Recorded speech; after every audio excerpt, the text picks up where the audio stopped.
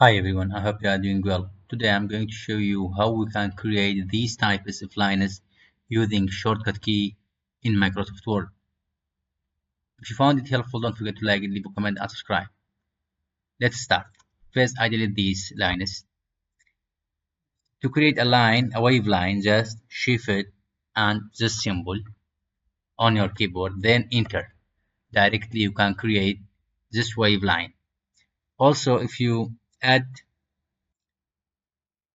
star 3 times and enter, you can create dot line. Also, if you add 3 times hash and enter, you create this triple line. If you add equal sign 3 times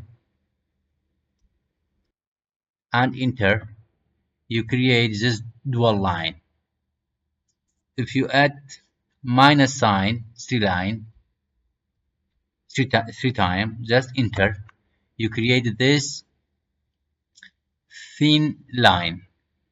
If you add underscore 3 times and enter, you create this thick line. That's all. Have a nice day.